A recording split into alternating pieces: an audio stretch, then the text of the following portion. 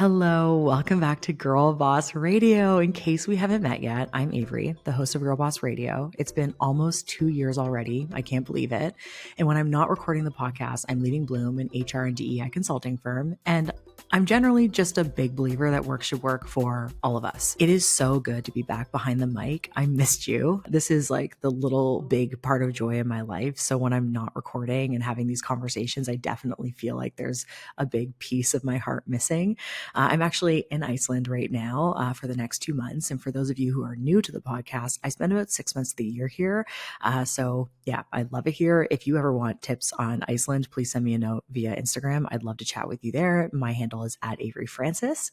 I'm actually coming out of like a pretty rough season. I think a lot of people have been navigating some challenging times, and I'm feeling like good for the first time, and also cautiously good because I'm worried a shoe is going to drop, but I'm in a good place, which is great. And I'm hoping that you are too. And if not, I'm hoping that this podcast will hopefully get you there. I think that we all have ups and downs when it comes to our careers.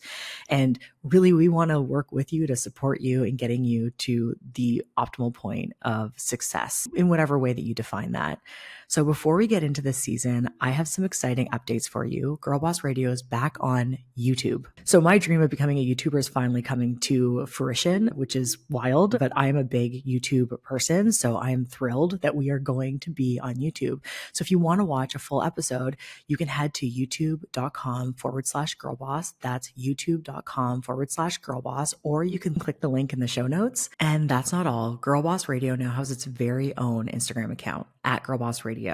Not only will there be bonus clips, inspiring quotes, and career advice from each guest, it's also a place to share your thoughts about the episode and what topics and guests you like to see from us. And so you never miss an episode, hit the follow button on Spotify or Apple Podcasts or wherever you listen to podcasts. New episodes will be dropping every Tuesday, and I know you're not going to want to miss it. Okay, now that all the updates are out of the way, I am so excited to introduce you to today's guest. As we were having a conversation, the whole time I was thinking, please just be my friend. Please. So much so that at the end of the conversation, I did like a little bit of a sneaky thing. So I was too shy to ask her to be my friend. I suggested that she become friends with one of my close friends, which actually came to fruition, which is really interesting. But nevertheless, I just thought she was just like so awesome. So I'm going to get into it. I'm going to like let you know who this person is. Alli Webb is a hair legend. She founded Drybar, a brick and mortar blow dry salon chain back in 2008. You probably have heard of this iconic brand. And if not, you've probably got an amazing blowout from it at some point. Alli made blowouts accessible and affordable for it girls everywhere. It was Glossier levels of millennial aspirations. Today, Drybar has more than 160 locations across the US and a premium line of products and tools that help you get that perfect blowout at home. Alli was a guest on Girl Boss Radio back in 2016, and a lot has changed since then for us and for her. She sold Drybar for $255 million. Again, $255 million.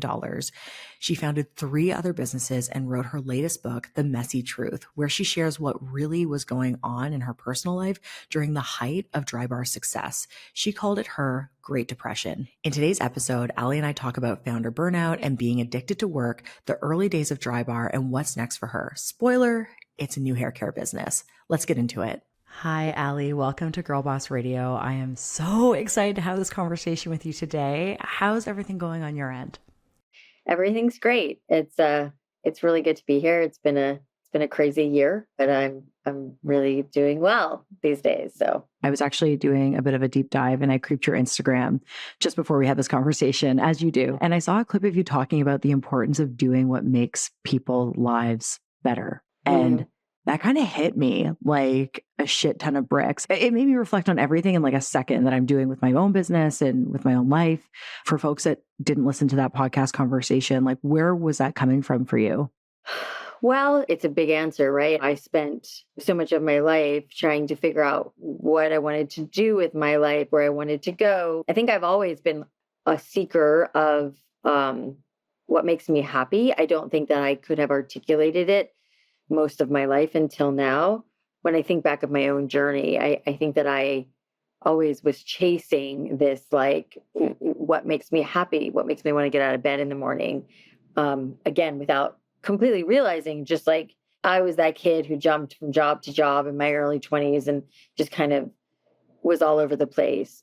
But I think it was like seeking happiness, joy, pleasure, all that stuff. And fast forward to getting married, having kids, and being a stay-at-home mom, and loving that for a while, and then that not feeling like what was right for me, and then starting Drybar and stumbling onto this massive opportunity, which really completely overtook my life in the best way. The blood, sweat, and tears, the crazy amount of hard work, which, not complaining. It was just I lost myself very much in that process.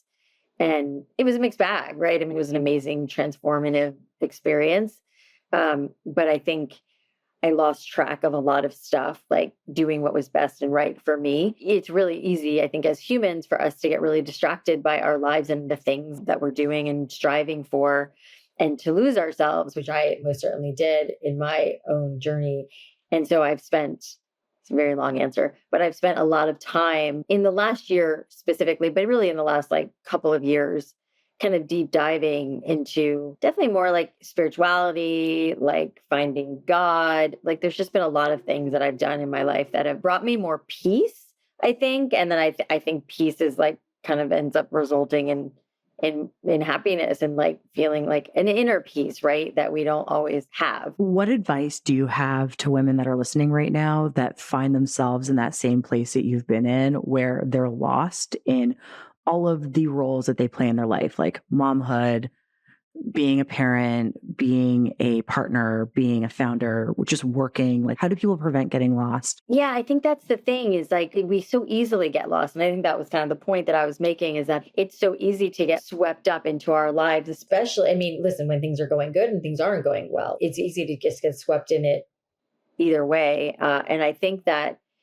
the disservice we do as women, as humans, is we just lose track of our inner selves. And like I really, and it's gonna sound very woo-woo, but I believe in that. Like you have to go inwards, like all the answers are inside. Like I've really come to believe that, and the importance of like touching into yourself, paying attention to the way things feel in your body. And, you know, in terms of advice for women, it's like if you're not living your best and most fulfilled, honest life, you're doing a disservice to everybody in your life, especially mothers. You know, if you're living this life that you think you should be for your children or your partner or whatever, versus like what actually fulfills you and makes you happy, like that is going to come out sideways one way or the other. So I think getting back to like what we really want to do in our lives, regardless of what anybody thinks about it, is so important. I thought I wanted to be a stay-at-home mom forever, and then, you know, started Drybar when my kids were 3 and 5, and my children grew up in Drybar. And,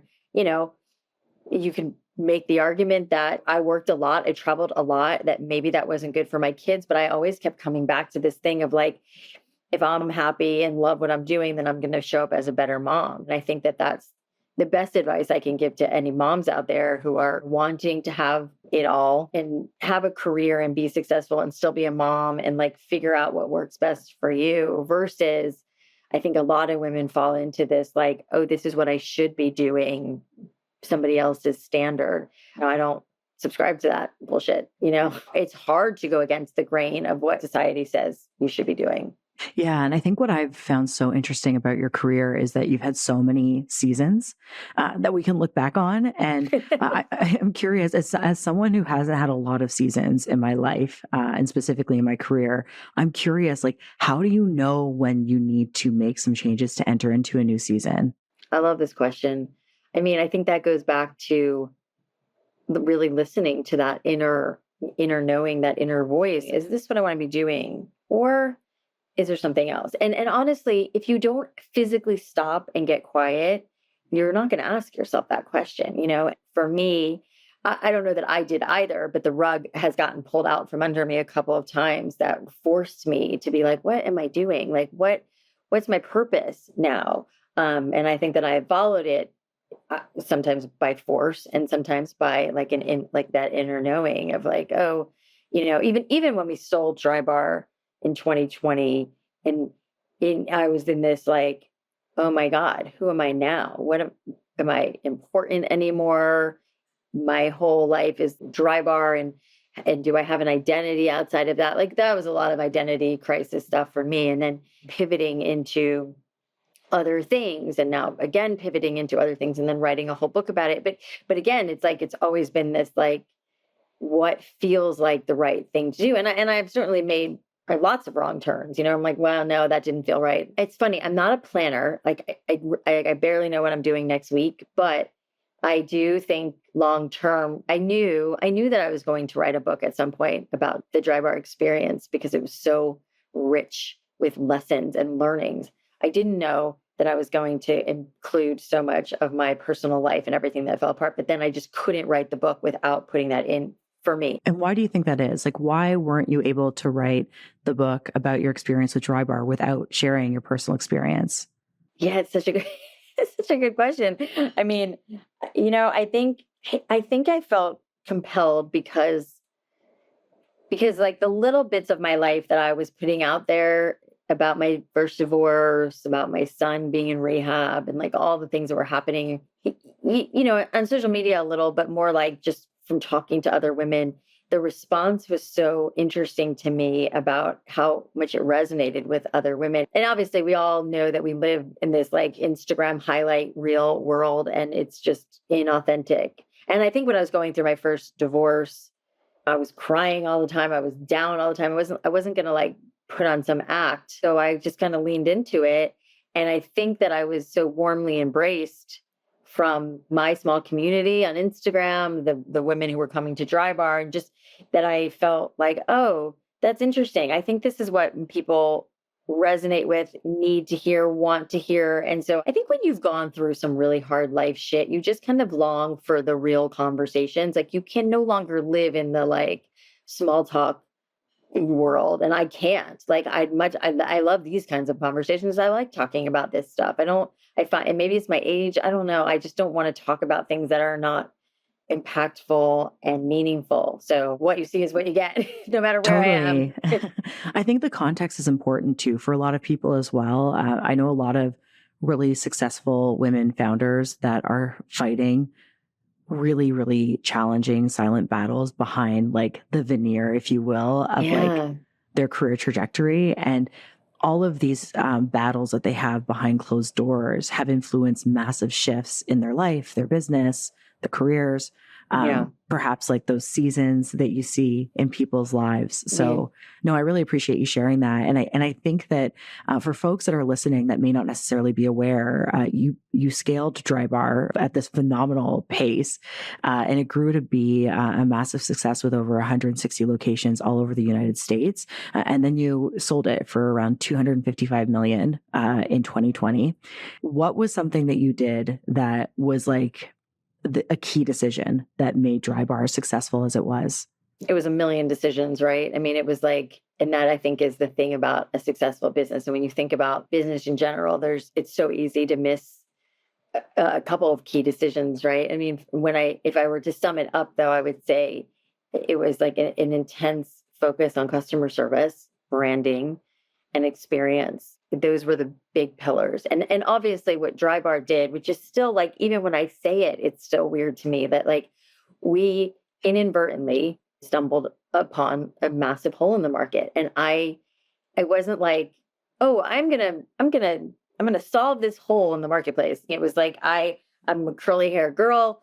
I love a good blowout. I have my whole life. I think I went to beauty school just to learn how to blow out my own hair, you know, and when I was a stay-at-home mom and realizing I wanted to do something for myself and I wasn't feeling completely satisfied as a stay-at-home mom, this idea for the mobile business came to me, which is eventually what turned into Drybar. I was thinking pretty small. I was like, I'm going to open my one shop and it's going to accommodate my mobile blowout clients who I was driving to their house. And so I was like, well, instead of me going to them, they come to me at the shop. And we were like, maybe this will work, but never had any idea it would turn into what it did. And I think that the fact that it was a new concept and it had not been done, it certainly was a huge part of its success of like, we introduced this new behavior, this new concept that, you know, you could go get a blowout at like, I don't even know if Fantastic Sam's exists anymore, but you know, we figured it out. It's like Malcolm Gladwell's 10,000 hours. Like I've been doing blowouts and hair for so many years. I was pretty qualified to like sit at the helm of a blow dry empire. But again, it was just, we didn't know it was going to turn into such a mass success. But I think the reason it ultimately did was because there was so much of that stuff lined up. Like the customer service, which my brother and I got from our parents, because we grew up, my parents had their own business growing up. So we watched my parents, and that was ingrained in us. That was incredibly important. And then the fact that we were offering blowouts and making them affordable, and it was an affordable luxury, and they were good. And the fact that the shops were really like cute and charming and inviting, and the branding was so great. Those were like the big pillars of why I think it worked. Yeah. And how did you navigate the part of yourself that was like, okay, I just want to start something small. I want to retreat from being a stay-at-home mom, and I want to do something for myself, to I'm going to build a multi-million-dollar business and sell it for $255 million. No big deal. How did you navigate that shift? Because that's a big shift. Like, is this Yeah. something that you were forced into? Is this something that you drove once you saw the opportunity for it? It was a slow process, you know? I mean, it was over the course of 10 years. And I think we saw the writing on the wall very early when we opened the first shop, and it was like gangbusters, and people were quite literally lining up, and there was so much press, and there was just so much excitement around it. And we started at $35. A $35 blowout in LA is like, it was kind of unheard of, you know? And so It's a bargain. yeah, you know, I mean, and so many things were right. And the popularity was like wildfire. It just grew so fast. And there were so many things along the way that we had to learn along the way, which again is part of why I wrote the book, because as someone who didn't go to college and had no real experience in business, thank God I had my brother who had a lot of experience that I didn't. I knew hair really well. But the progression of growing that from like one location to 4 locations to 10 to 20, that was so much stumbling around, figuring it out as we went, making lots of mistakes, and hiring some great people, hiring some not so great people, raising money, all the things that we just like quite literally learned as we went. There was one store in 2010, and then 150 in 2020, 10 years later, and the product line, which is really what we sold. It was actually a slow build. And we opened stores quickly, but there was progression over time. And we started the product line, I think in like year 2, 3. And that was like starting another business within a business. And I felt really confident in that because I'd been doing hair for so long. I had a really strong point of view on products. And then I also had all these stylists that were giving me their opinion, and that was so helpful. So the product line was really fun to start, but you know, a process too. It was not an overnight success by any means. I remember my brother used to always say to me, like, this is ours to mess up. Like we're sitting on something really special here, and we could quite easily fuck it up. And there were so many ways we could have. And luckily we were really lucky with the people that we brought in and who helped us bring it to what it became. And behind every founder's journey, there's the day-to-day tasks of like managing people, building a team. You had mentioned that you, in some cases, hired the wrong people. I'm curious because I know this is something that a lot of managers that are listening to this conversation right now are struggling with. How did you navigate learning your own job while trying to manage people who are also learning to do their job? Not well. I mean, you're thrown into this role. And I had never really managed people before, not on that kind of scale. And I mean, there was a part of me that innately, and this I still got from my parents, that was like, no job too small. I felt very strongly about doing everything from like cleaning the bathrooms to blow drying hair and everything in between. I felt like back then I had to have all the answers, and like I had to have this facade of like knowing everything because I was the helm, the boss, whatever. And now, all these years later, the big lesson for me is like, oh, I don't have to have all the answers, and I don't have to pretend like I have all the answers. You know, I think for me, gone are the days of like, you're in charge, so you must know everything, versus like, hey, I don't actually know the answer to that question. What do you think? I so much prefer that leadership style now than the like, fake it till you make it, which I've said before. I've said in interviews before, like, you just figure it out. You fake it till you make it, which of course that is true sometimes, but I think there's so much more humility and courage, frankly, in like saying, I don't know the answer to that, and I'd love your help on that and figuring that out. And also I feel really strongly about not creating a lot of hierarchy and being quite literally a team, and people being on your team that aren't afraid Because listen, in the beginning, people were definitely afraid of me because I was very bullheaded, very strong, had this like know-it-all attitude because I thought I had to. The older you get, the more you realize you don't know much. There's more of a humility that I have now versus when you're younger, you're like, oh, I'm supposed to know everything. I will still go back there sometimes and be like, whoa, why are you acting this way? Like, back off, listen to what people are saying, stay open.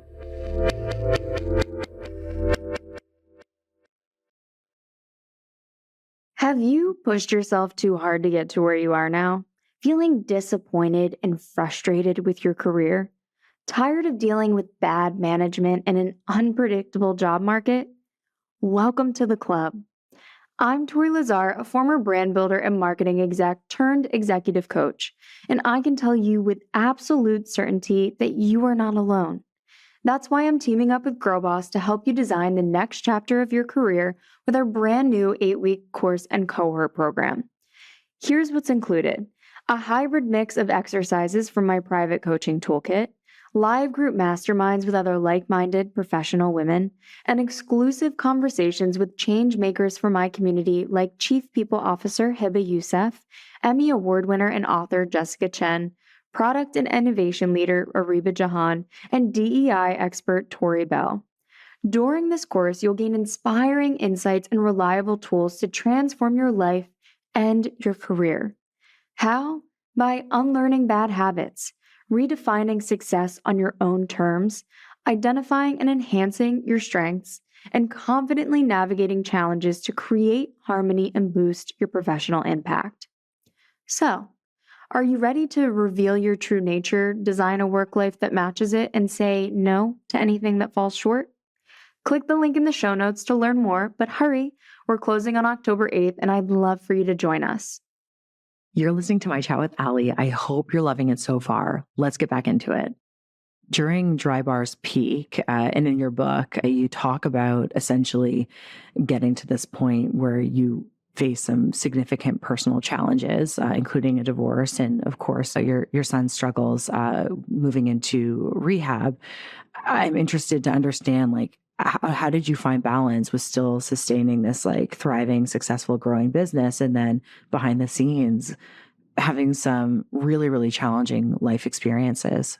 Yeah, it was impossibly hard. I knew I had a responsibility to the business, but I was so challenged emotionally and mentally with everything else that was going on. Luckily, I think the thing that got me through that time was like Drybar at that point was like 7 or 8 years old. At that point, we had built out a really amazing team. We had a CEO, John Hefner, who was doing such a great job. So I was able to take a step back, and and I remember like it was yesterday talking to like our core executive team and being like, I need to take a step back. I need to deal with the stuff that's happening in my life. And everybody was very like respectful and like, yeah, go do what you need to do. And what a gift, which I think is just a good lesson to point out too, that I think is important for entrepreneurs who are starting out. Like, you don't ever want to set yourself up to be like, if God forbid something happens to you, your family, you get sick, whatever, then your whole company falls apart, which was very much the case for me in the early days for the first couple of years.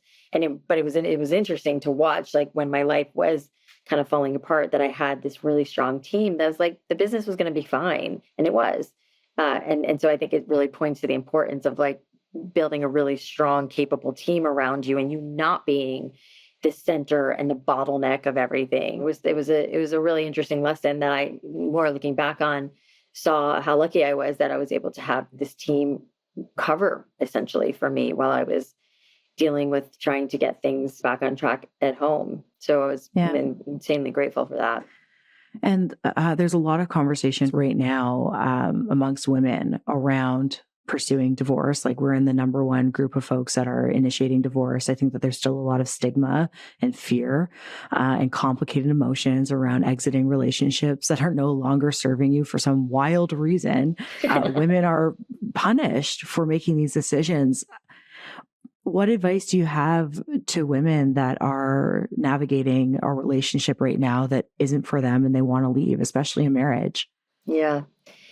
Yeah, I get it. I mean, I write about that in the book, that I I really struggled with the stigma of just being divorced, never mind who is leaving who. It was just, I didn't like this idea of being divorced. I had this seemingly perfect life with these really cute boys and this successful business and all the things. And I think it's kind of like letting go of what people think and doing what's best for you, which I think is just like a good life motto.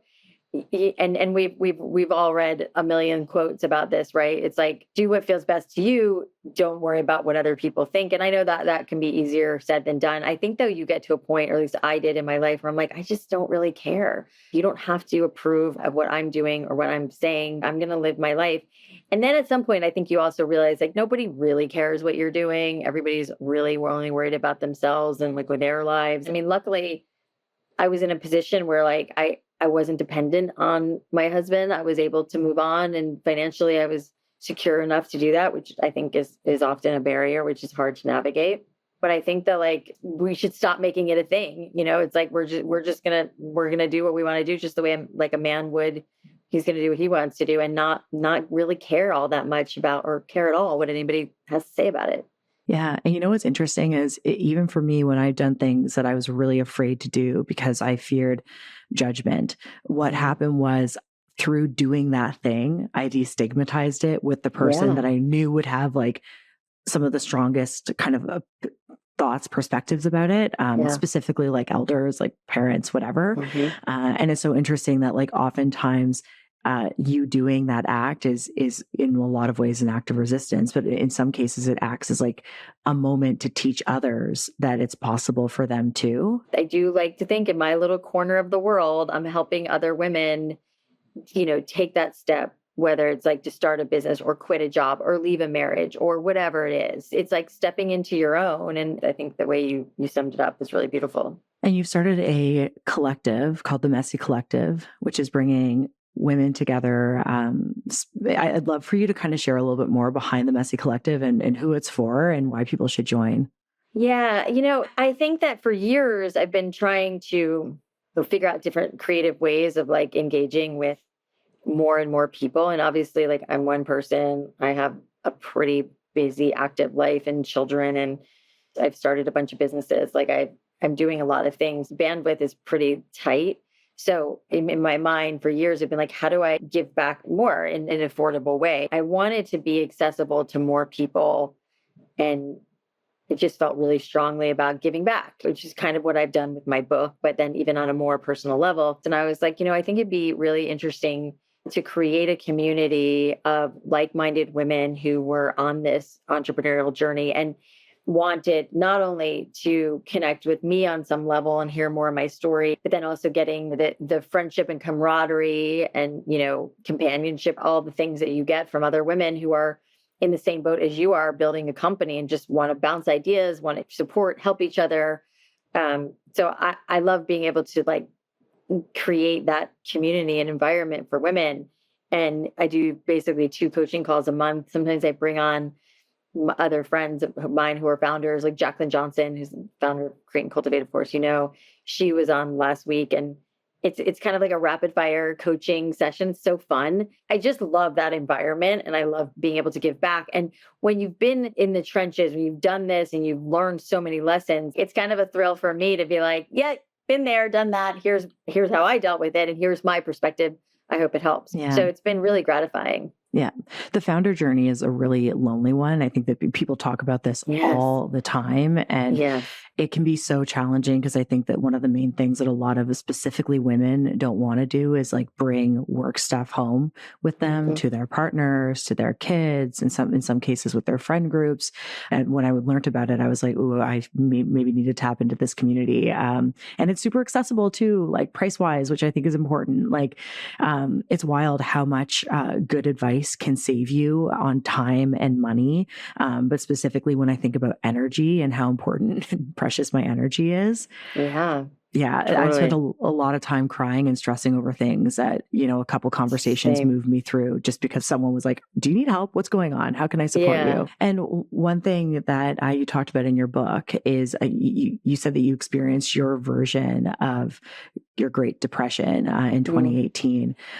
What are some signs of burnout that you noticed leading up to that point? I feel like now in our culture today, we're a lot better about self-care, and that word gets thrown around a lot, and wellness and whatever. I feel like that wasn't really when we were starting Drybar in 2010. I was always working, wasn't taking care of myself, like emotionally, physically, all the things. And so my personal sanity got so compromised. And then the divorce happened, and then the rehab happened. And so it was just this and my mom had just died. So it was like this tidal wave of holy shit.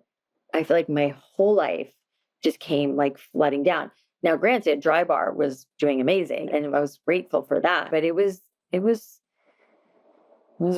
It was rough. I mean, sometimes you just turn around and everything that you thought you knew and had just kind of comes crashing down, and that's really what happened for me.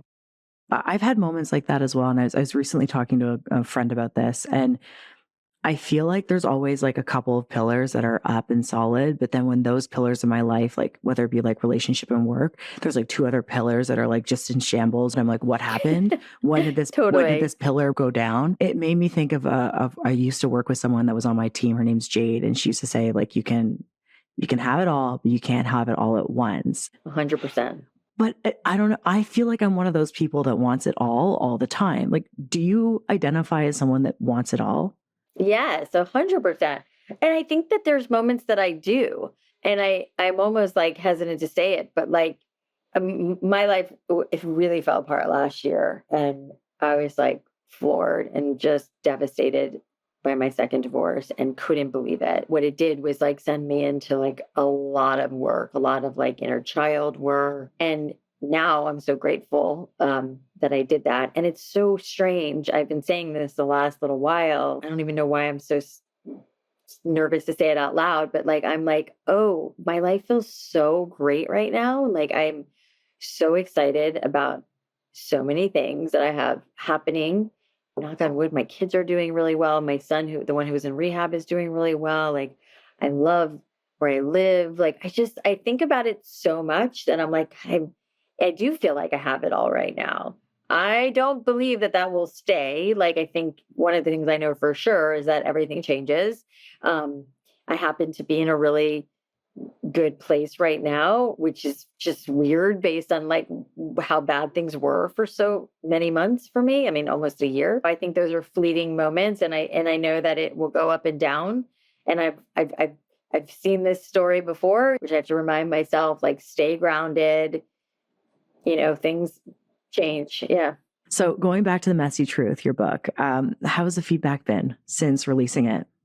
It's been amazing. I've been so humbled and gosh, blown away by people who've read it in a couple of days because they couldn't put it down. Oh my God, that's been the best. People are I just couldn't put it down. It was so relatable. I saw myself in it. Those are the big reviews that I've been getting, and the feedback, which is just couldn't ask for better. What's the scarier process, starting a business or writing a book? Starting a business. not that writing a book isn't scary. I mean, also it depends. For me, I wrote such a deeply personal book, so that was scary. And I remember when it was first starting to get out there, and kind of oh God, what are people going to think? So it was definitely scary. But I mean, there's so much on the line when you're starting a business, but you're dealing with lots of people and money, and it's I think it might be a little scarier. I mean, not that you want to write a bad book or a book that flops, but what advice would you give to your pre-Drybar self?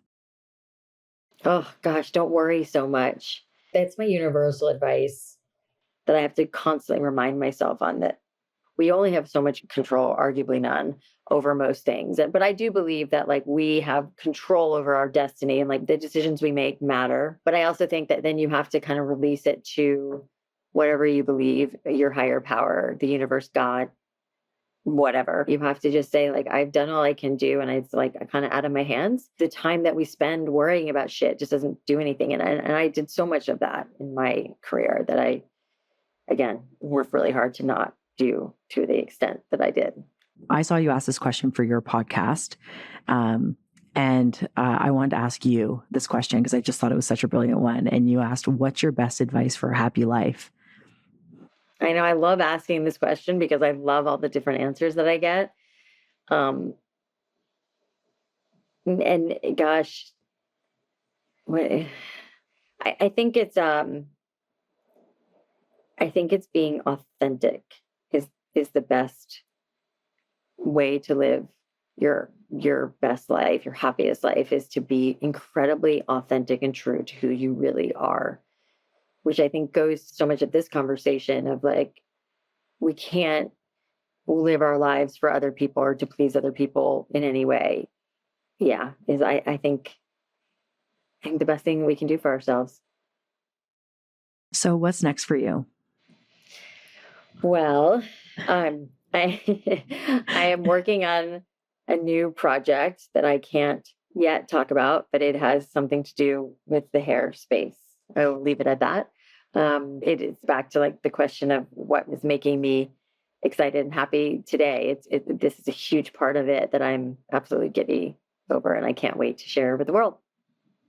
Amazing. And I'm just curious, what inspired this new project that has you so giddy? It's kind of similar to like anything else that I've started, including Drybar, is like the personal necessity. Like there's something that I think is missing that also deeply resonates with me. Yeah. Awesome. Well, Alli, thank you so much for taking the time to have this conversation with me today and to share so much wisdom with our listeners. Before we wrap up, is there anything else you'd like to leave with folks? Oh, gosh, I think we really covered it. Thank you for this interview. It was really refreshing and nice to answer questions that I don't answer all the time. So thank you. And I'm obsessed with your voice. Oh, thank you. Thank you. Awesome. So with that, where can people continue to follow along on your journey and all the seasons?